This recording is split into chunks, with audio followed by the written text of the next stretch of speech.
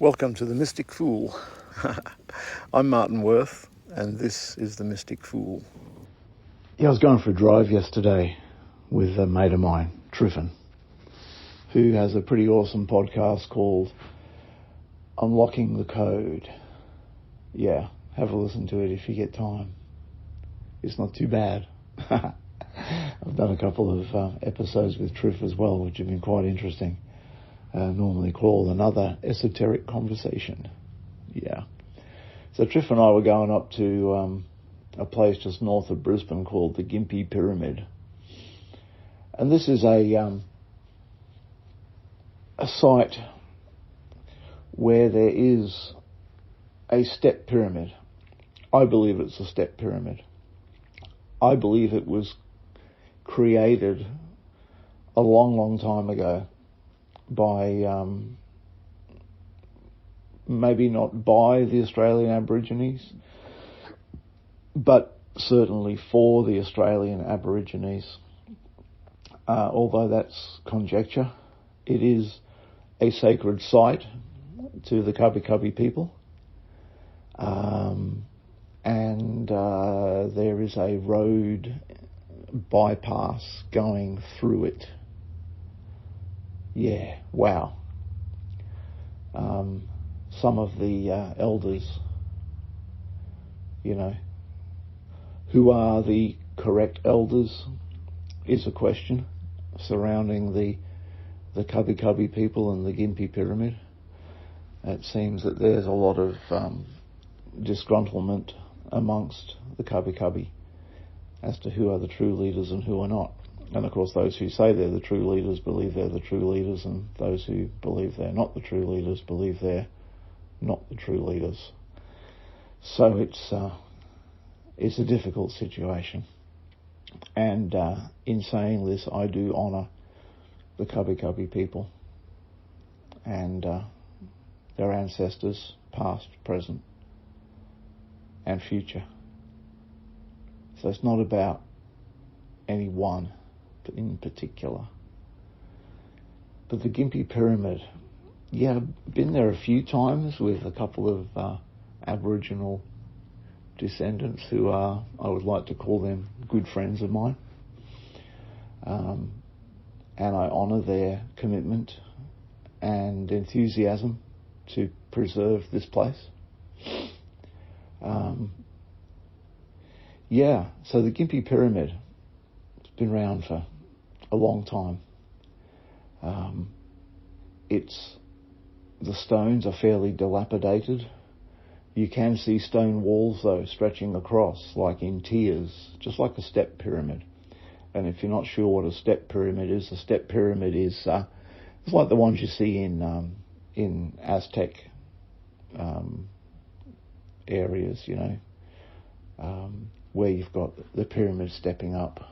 It's not like the ones in Egypt where they're basically a straight line up the sides.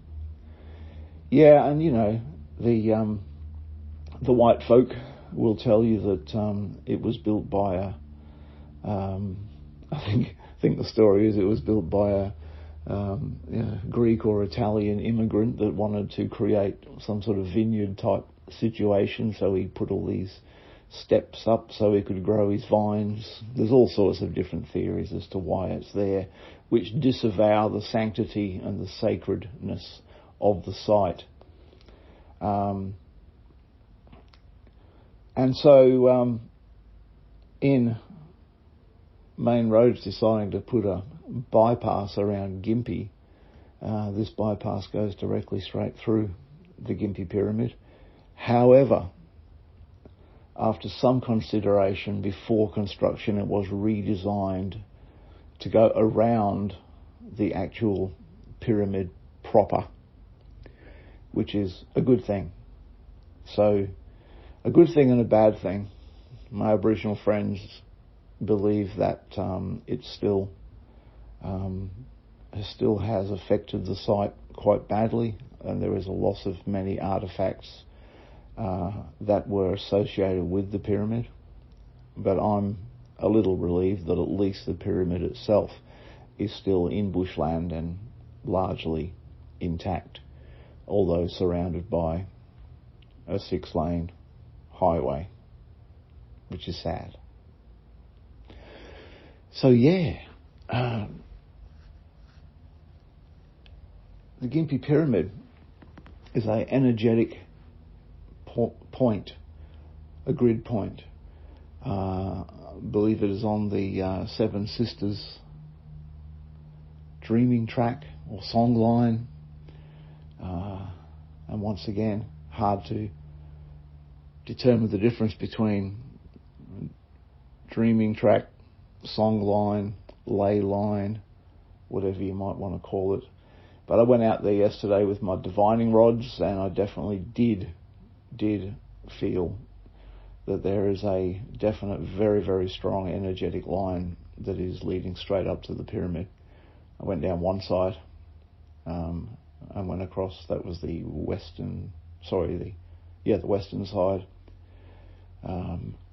and went across the northern side. Funnily enough, the northern side was just a huge energetic flow, but heading straight down where they're building this highway. It's nuts. Hey. Yes, so now the Gympie Pyramid, which I believe is a sacred spot, a sacred place. You can't get to it at the moment because it's surrounded by 6-foot high fences with metal sheet metal across the top. That sort of stuff you see to stop the koala bears climbing into dangerous areas and keeping them off the road. But the whole place is surrounded by fencing. And I hope that when the construction is finished, that we'll be able to actually gain access to that sacred place. And maybe there's a need to do some ceremony there. Yeah. Because it's well known that the Egyptians came to the east coast of Australia, at least, and traded with our Aboriginal people. I also believe that the South Americans came and traded with our Aboriginal people. Gympie is renowned for having been a gold field, and gold has a signature, and the signature of gold can be traced to a particular geographic location. Now, this is interesting because the gold on the mask of Tutankhamun's sarcophagus has the same signature as the gold in the Gympie area. So let's just let that sink in. The gold on Tutankhamun's sarcophagus came from Gympie, Queensland. Yeah.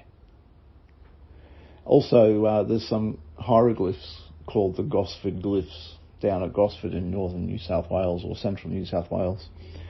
And they, once again, the narrative is that these glyphs were copied by a returned serviceman coming back from World War I after serving in Egypt, and he's stenciled these things on the wall with a chisel or something, and that's the end of that. But an Egyptologist, whose name I cannot remember right now, he's actually not an Egyptologist. He's an Egyptian tour guide with a great amount of knowledge, which means an Egyptologist apparently will study one facet of Egyptology. However, a tour guide needs to know a much broader range of information, although maybe not to as great a depth. But this fellow, I know his first name is Mohammed, so sorry about that. It's like being called John, I guess. He studied the Gosford glyphs, and he said not only are the individual characters correct, but the individual characters together, like the letters of our alphabet, actually create words that are correct. And the words joined together actually create sentences that are correct. And by correct, I mean, in his opinion, they are the sort of vernacular the way that sentences would have been structured in the dynasty period of time where these hieroglyphs originated from. So we've got the individual characters forming the words, forming the sentences, being indicative of that period of Egyptian dynasty where it is believed that Egyptians came to Australia. And the interesting thing is that he said, these words, they actually, it's like in Australia we don't say hello, we say g'day. Well, in Egyptian, in the vernacular of that time, in the slang of that time, these words are saying the equivalent of g'day. So there's no way that these hieroglyphs down there in Gosford are not authentic Egyptian hieroglyphs. So there's a great amount of truth in the fact that Egyptians did visit Australia. And why? To visit our Aboriginal people. To learn of their wisdom and to trade, I guess. I don't know what they would trade for here. I mean, they obviously got some gold and took it to Egypt and made a sarcophagus out of it. But I don't think it was the gold that they were after here. I think what they were after was spiritual knowledge, wisdom. And I think the same for the Aztecs or the Incas or whoever they might have been from South America that came here. And, it's my gut feeling that it was the South Americans who built this step pyramid that is at Gympie, that is called the Gympie Pyramid, or Jaki Kundu, which means Rocky Ridge, in honour of our Australian Aborigines as a healing place, much as the step pyramids in South America were put up originally as a healing place, as healing centres. And I do believe that they're probably built on, as most sacred structures are, they're built on intersecting ley lines, as is the Gympie Pyramid, and were possibly seeded with some crystalline energy. Some people say Pleiadian crystals or the Murian crystals, which have a strong healing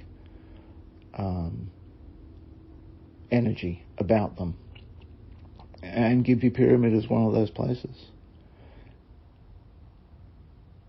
Yeah, built and gifted to the Australian Aboriginal people. If any of my Aboriginal friends disagree with that, I would love to hear your point of view on it. But for the time being, that's my belief. Yeah.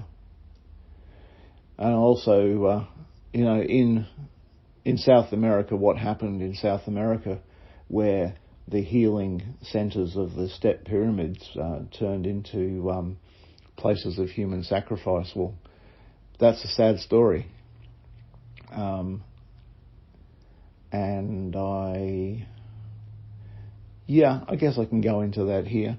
It's believed that there was extraterrestrial interference in South America. And by interference, what I mean is extraterrestrials. See, there's a thing called the Prime Directive. And if any one of you guys are Star Trek fans, you'll know what I mean. The Prime Directive is that a evolving species, say that again, the Prime Directive is that an evolving species must not be interfered with, lest its evolution be tampered. We all know what it's like when you introduce a species into an ecosystem, like cane toads or lantana, whatever, it just goes rank and destroys the ecosystem. Similarly, if ETs were to arrive whilst our species is evolving, which we are, and were to give us technology or tamper with our evolution in any way whatsoever, even by being present and revealing themselves to us, then that would have a significant effect on the trajectory of the evolution of our race. A little bit like the butterfly effect. You know, the flapping of a butterfly's wing creates air currents, which, etc., etc. Nothing within the ecosystem is independent of itself. And so it is believed, it is my belief, that ETs, extraterrestrials, I don't think with bad intent, but broke the Prime Directive, visited our cousins in South America. And of course, you know, when the starship comes in from the sun and makes itself known to an evolving race of people who are building pyramids as healing centres and, you know, using those powers of healing, they see this arrival of these star beings and believe they are gods. And so what do? They start worshipping the gods. They worship the sun, where they believe these gods came from. And in doing that, of course, in frustration and corruption, as religion goes, turn from one drastic measure to another to try to rekindle their relationship with these beings, and finally turn into human sacrifice, which we know is a fact. And it's sad. And that's what happens when you interfere with the evolution of a species. So, yeah, what happened at Gympie? Oh, yeah, you know.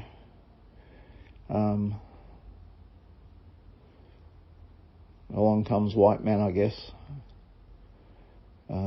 Massacres, all sorts of things.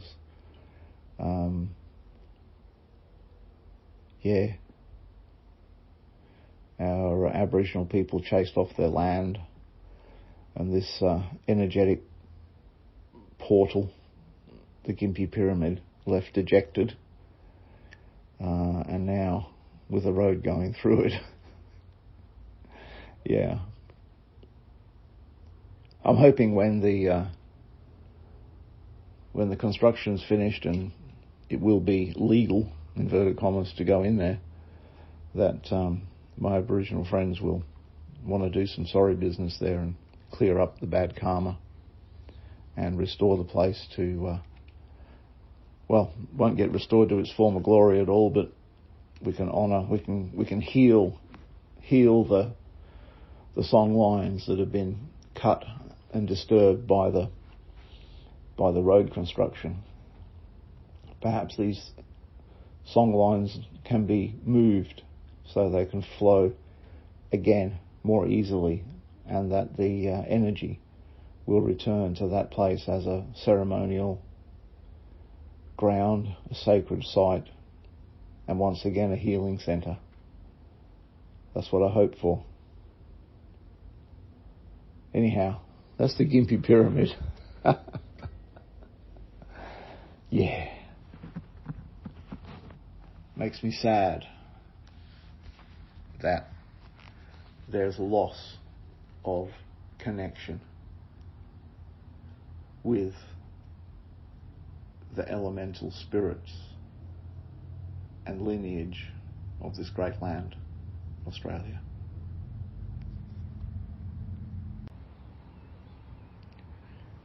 So, if you enjoyed this podcast, please like it. Please subscribe to my channel. Please put comments below, because that helps in the whole algorithm thingy-bobby.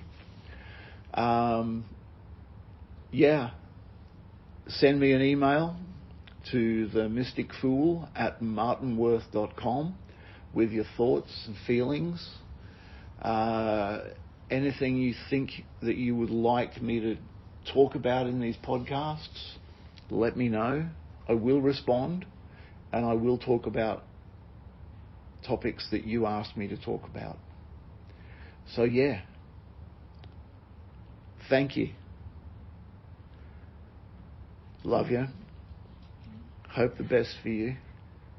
And I'll catch you. See ya.